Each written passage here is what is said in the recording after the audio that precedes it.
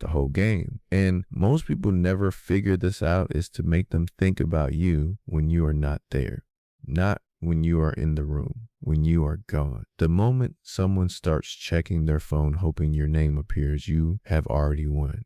And the way you get there is not by being nice. It is not by being available. It is not by giving them everything they want. The people who generate that kind of craving, the kind that keeps someone awake at night, turning over your last conversation, looking for something they missed, those people understand one thing that comfortable, pleasant, predictable people never learn. What you cannot overcome is indifference. Hate, anger, suspicion, even dislike, all of that is workable. All of that is emotion you can redirect. What kills you is when someone feels absolutely nothing when you enter the room. And so the first move is never to be liked. The first move is to generate a charge. And once you understand how that charge is created, you will never look at attraction the same way again. My name is Tayo. This is Cold Eye. We do not do comfort here. We do clarity. And what follows is the full architecture of craving, how it is built, how it works, and what it is doing to you right now, whether you are aware of it or not. Let us start with the most important sentence in this entire teaching. The opposite of love is not hate. The opposite of love is indifference. Most people operate as if the goal is to avoid being disliked, to present only their best, most agreeable, most palatable self to the world at all times. What they do not understand is that this approach does not create desire. It creates nothing. Indifference is the void. Indifference means you have been erased from someone's emotional landscape. You exist technically, but you register no charge. There is no current running between you and them. And without that current, there is no craving, there is no pull, there is no story worth following. The people who generate real sustained craving in others, and you have met them, you know exactly who they are. They do not play it safe. They do not optimize for approval. They generate emotion. Any emotion. The specific emotion does not matter. The charge is what matters. Think about the most compelling people in your own life, the ones you could not stop thinking about. Were they uniformly pleasant? Were they always warm, always available, always exactly what you needed them to be? Of course not. There was friction. There were moments where you did not know where you stood, moments where something they said landed wrong, or where they pulled back in a way you did not understand, or where they showed you something unexpected that did not fit the story you had built about them. And that friction, that interruption of the expected, was not a flaw in the dynamic. It was the engine. It was the thing that kept the narrative open. Human beings are wired to follow unresolved stories. We cannot help ourselves. Uncertainty about an outcome is one of the most powerful drivers of continued attention that exists in human psychology. And skilled people, whether they know it consciously or stumble into it by accident, know how to keep the question open. There is neuroscience underneath all of this. When a reward comes intermittently rather than on a fixed schedule, the brain's dopamine system activates far more intensely than when the reward is guaranteed. This is not a metaphor. This is documented, measurable biological reality. Intermittent reinforcement creates stronger behavioral conditioning than consistent reinforcement. It is why slot machines are more addictive than vending machines. The vending machine gives you what you paid for every single time. Reliable, safe, boring. The slot machine maybe gives you something, maybe doesn't, and every pull of the lever is a genuine question, and so you keep pulling. The parallels to human attachment are not subtle. When someone is warm with you sometimes and cold with you other times, when their affection feels real but is never guaranteed, your nervous system does not say, "This is unhealthy, I should leave." Your nervous system says, "I need more data. I need to figure out the pattern. I need to understand what makes them warm, what makes them cold, how to get more of the good." And in the process of trying to figure that out, they have colonized your mind. They are living inside your attention rent-free, and they did not ask permission, and you cannot evict them. Here is what the game actually is, stripped of all sentiment. The goal is not to make someone feel good in your presence. Any pleasant person can do that. The goal is to make someone think about you in your absence. Presence in person is pleasant, but it is not power. Power is presence in someone's mind when you are not there. Power is being the thing they are thinking about in the middle of a meeting, the thing they turn over in their head before they sleep, the person whose last message they reread, not because they need information from it, but because they are searching for something, some subtext, some signal, some indication of where this is going. That is craving. And everything I am about to describe is, at its core, a mechanism for producing that effect. Now, let me be specific about the mechanism. The hot and cold dynamic, going warm then distant, close then pulled back, is one of the oldest and most effective psychological tools in human history. And the ratio matters more than most people realize. It is approximately 70% warm, 30% cold, not 50-50 that produces anxiety and the person eventually disengages out of self-preservation, not 90-10 that is just consistent warmth. And consistent warmth is comfortable, but it does not generate craving.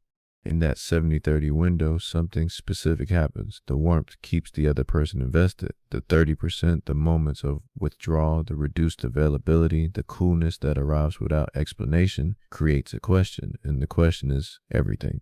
What did I do wrong? Are they losing interest? Is something shifting between us? And then the warmth returns.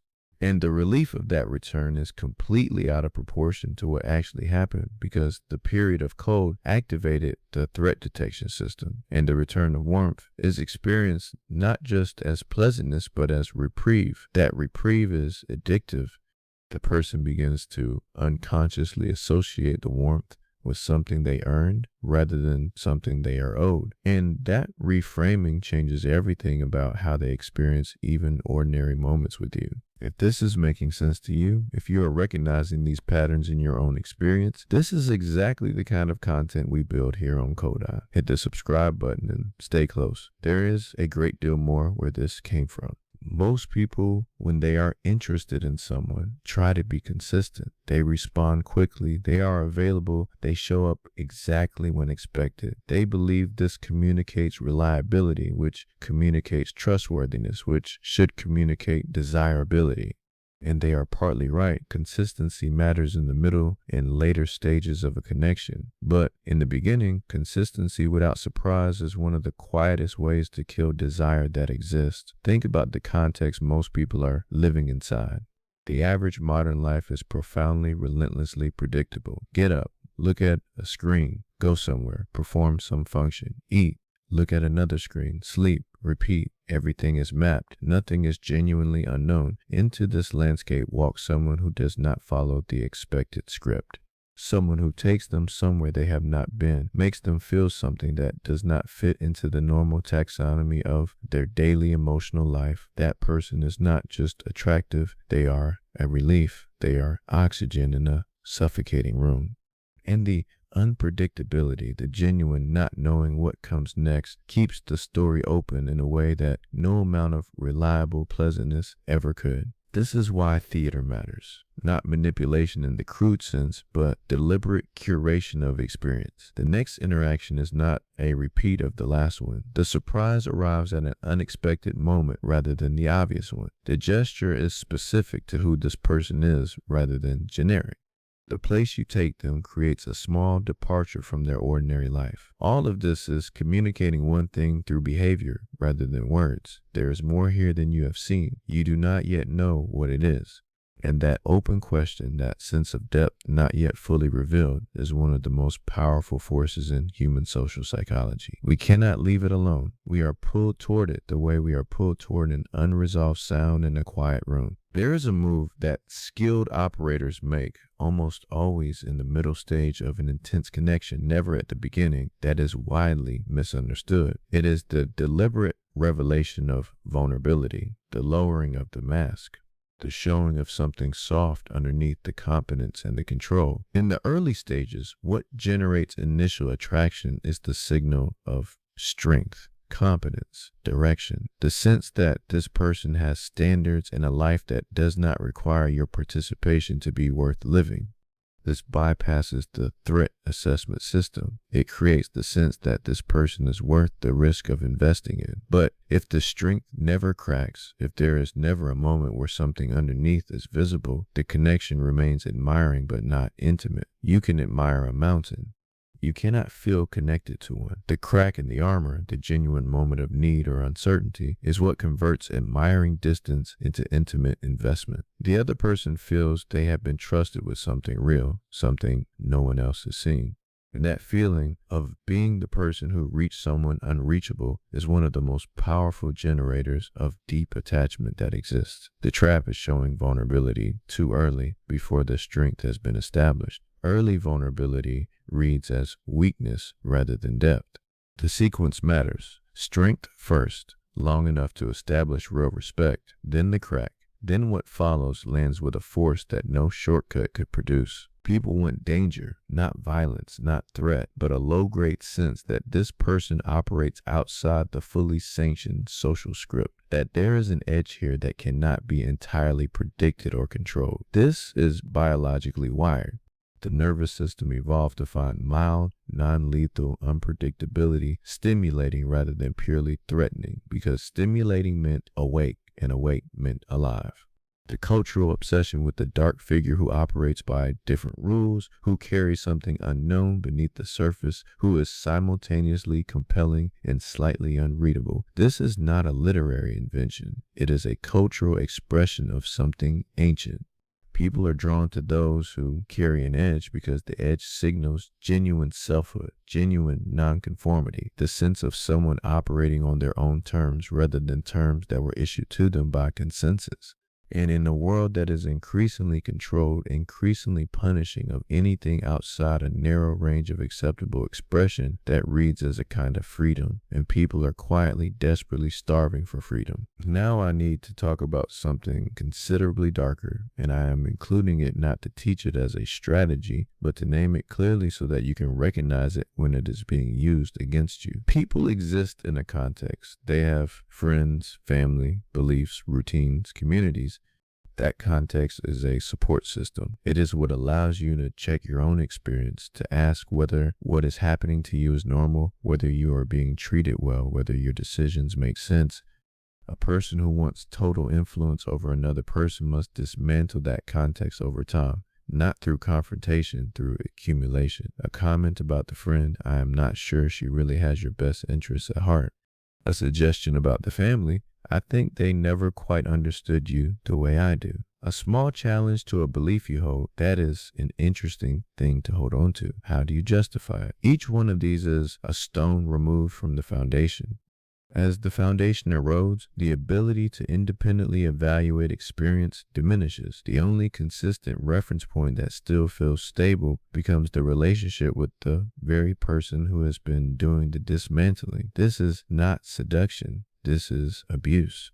And the reason I am naming it here is because it runs on the same psychological architecture as everything else we have discussed. The tools that create craving, when amplified and used without limit by someone with predatory intent, create dependence and trauma.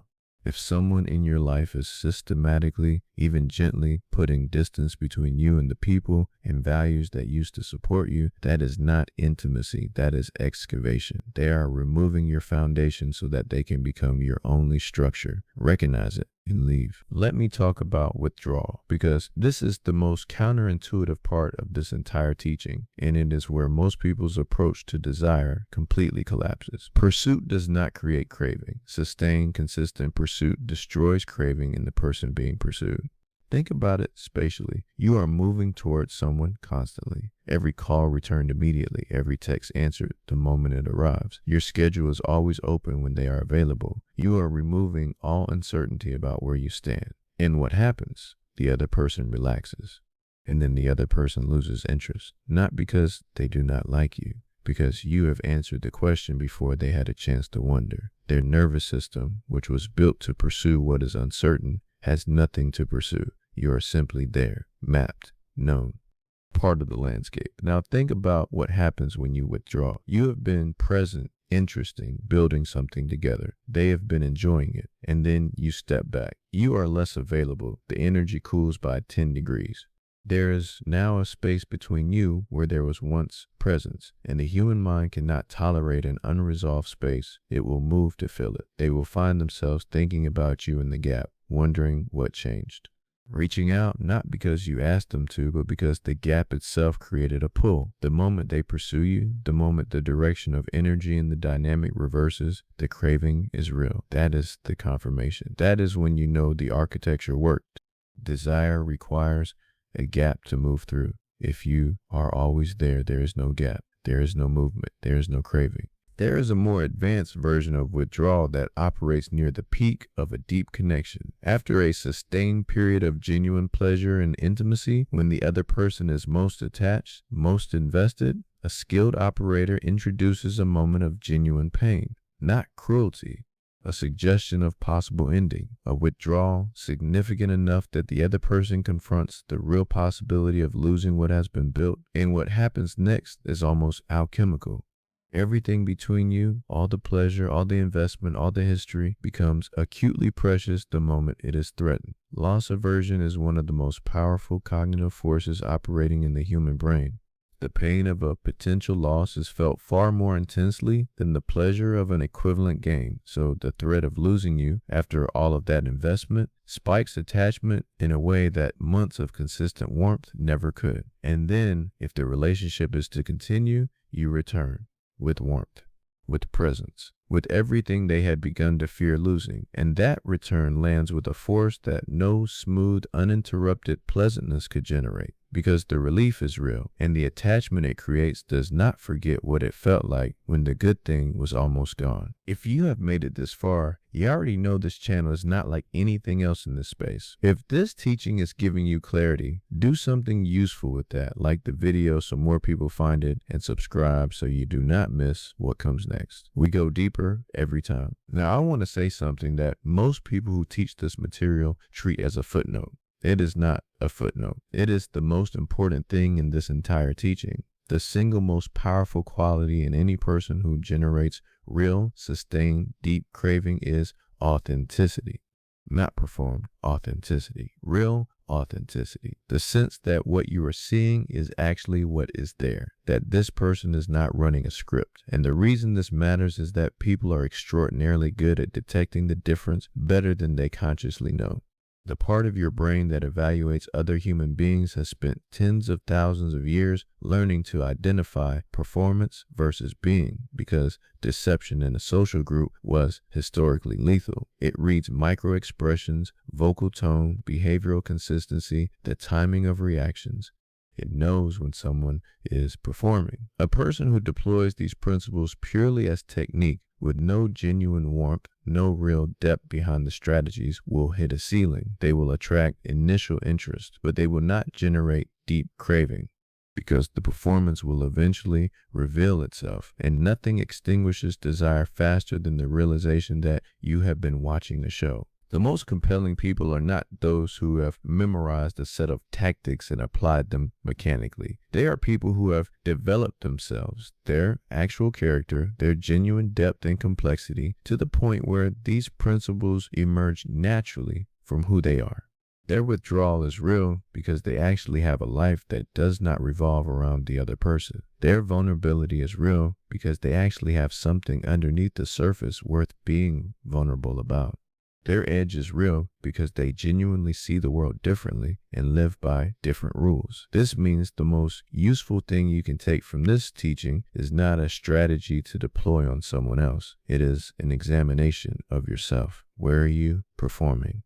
Where are you too available because you are afraid of rejection? Where are you too agreeable because you are managing someone else's opinion of you?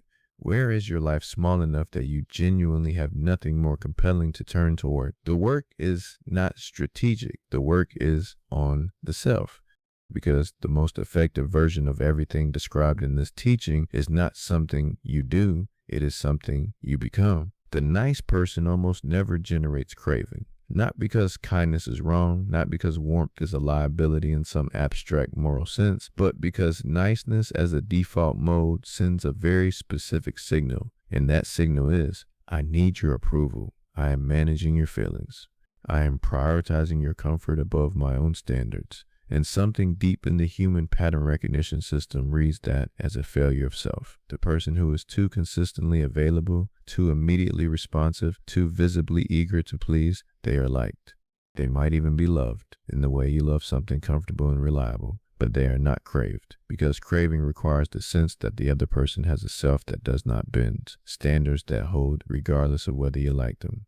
A life that does not require your participation to be worth living. You cannot crave someone you can fully predict. You cannot obsess over someone who will always be there no matter what you do. The nice person is always there. And so the ancient brain marks them as available, reliable, and fundamentally unexciting, the way a known path is unexciting even when it leads somewhere good. Consider what happens inside someone's mind when they encounter a person who genuinely does not seem to need them. Not cold, not dismissive, but self-contained in a way that reads as real rather than performed. Their attention is not scanning for approval. Their energy does not shift in that particular way that signals they are being tracked. They are genuinely occupied with something else, their work, their vision, their own experience of the world, and their interest in you, when it arrives, reads as a choice. A choice you did something to earn rather than something extended automatically because you were present. That selectivity, that sense that this person has standards and that meeting them means something, activates something primal. The reward of being chosen by someone who does not choose everyone is categorically different from the reward of being chosen by someone who would have chosen whoever showed up. The nervous system knows the difference, and it generates craving accordingly. There is a point in every intense connection. Locate this in your own experience because it will make everything concrete. There is a point where the direction of energy reverses, where you realize that somewhere along the way you stopped being the one who was less interested and became the one who was more invested, where the balance tipped and you did not quite notice when it happened, where you went from evaluating them to hoping to be evaluated, from the one who might leave to the one who cannot imagine leaving. That moment of reversal is the signature of successful craving architecture. Once you learn to recognize it, you see it everywhere in the dynamics around you, in relationships you watch other people navigate, in your own history. Someone created a pull and then stepped back and let you fall into the space, and it worked, and it felt completely real, and it was completely real. And it is also a structure. Both of those things are simultaneously true. The most disorienting thing about understanding how craving works is that it does not make your own feelings less real. It just places another layer of understanding underneath them. You can be entirely inside the feeling and also see the mechanism. And that dual awareness, the ability to feel and also to see, is the most powerful position available to any person navigating the social world. Let me close with the distinction this entire teaching depends on and that almost nobody makes clearly enough. Craving is not love. Craving is a state of heightened emotional activation produced by uncertainty, intermittent reinforcement, narrative tension, and the fear of loss. It feels urgent. It feels like nothing else matters. And it is entirely possible to crave someone who is wrong for you, harmful to you, engineering the craving deliberately and without care for what happens to you on the other side of it. The people who most intensely activate craving in you are not necessarily the people most suited to you. They are the people most skilled at activating the ancient machinery. Once you understand that, you have a choice that most people never get to make because they are too deep inside the feeling to see the structure underneath it. You can choose to engage consciously with full awareness of what is happening. You can choose to walk away from situations where the architecture is being used predatorily. You can choose eventually to build something based on more durable material than engineered uncertainty. What endures is not craving. What endures is the thing that comes after you have seen someone clearly, without the theatrical withdrawals, without the calculated doses of pain, without the architecture designed to keep the question permanently open, and you still want to be there. And so do they. That is rarer than craving by a very large margin. It requires a different kind of courage. The courage to be fully known rather than strategically revealed. The courage to stop managing impressions and let the complete picture be seen. Most people never get there because they keep mistaking the feeling of craving for the evidence of rightness. Know the game, see the structure, feel the feeling anyway, and then choose deliberately what you are building with it. If this teaching reached something in you, if it shifted how you see something you have been living inside, share it with someone who needs to hear it. And if you are not subscribed yet, do that now. Kodai goes places most channels are afraid to go. You do not want to miss where we are headed. There's one more thing I want to address before this teaching is complete, because it sits underneath everything we have discussed, and most people never examine it. The question of why craving feels so much like love. Why the person you cannot stop thinking about, the one who goes hot and cold, the one who generates that relentless pull, why they feel more significant than someone who loves you consistently and without drama. The answer is straightforward once you see it. Your brain does not distinguish between intensity and importance. Intensity of feeling reads as significance. In the intermittent reinforcement cycle, the hot and cold, the uncertainty and relief, that cycle generates some of the most intense emotional states a human being can experience outside of genuine crisis. So of course it feels like the most important relationship you have ever had. Of course it feels like this person must be the one, because nothing has ever felt quite like this. But what you are actually feeling is the intensity of an activated nervous system. You are feeling the biochemical signature of uncertainty, pursuit, and intermittent reward. That is a real feeling. It is just not a reliable indicator of compatibility or safety or longevity. It is an indicator of activation, and activation is not the same as rightness. This is one of the most important distinctions you will ever learn, and most people learn it only after significant damage has already been done. The people who last, the relationships that actually endure through time and difficulty and the inevitable erosion of the theatrical phase, those are built on something that looks almost boring from the outside compared to the craving dynamic. They are built on genuine respect, on aligned values, on the kind of honesty that requires you to show someone the complete picture rather than the curated one, and trust that they will stay. On two people who are separately whole and choose each other rather than two people who are incomplete and use each other to fill the gap. That kind of connection does not generate the biochemical storm of the craving dynamic. It generates something quieter and considerably more durable. And the tragedy of the craving cycle, when it is not interrupted by understanding, is that it trains people to associate intensity with love, so that when they encounter something stable and honest and genuinely caring, it reads as boring, it reads as insufficient. It reads as the wrong person, because the nervous system has been calibrated to expect drama as the baseline of what love feels like. This is how the craving architecture, left unexamined, does its deepest damage. Not in any single relationship, in the calibration of the nervous system across a lifetime of them, which is why this teaching exists. Not to give you tools to deploy on other people, though you now understand those tools completely. Not to make you more strategic in your relationships, though you are now considerably more clear-eyed about the strategies being used in yours. But to give you the one thing that actually changes the quality of your relational life over the long term, which is the ability to see what is happening clearly enough to make a genuine choice about it. You cannot choose what you cannot see. And most people are living inside dynamics they have never fully named. They are experiencing craving and calling it love. They are experiencing intermittent reinforcement and calling it passion. They are experiencing the relief of a return after withdrawal and calling it the proof that this person is the one. Now you have the language. Now you have the structure. Now you can look at what is happening around you and inside you and call it what it actually is. What you do with that clarity is your decision. Know the game. See the structure. Choose deliberately. One last thing before we close completely, and it is something I want you to sit with rather than move past quickly.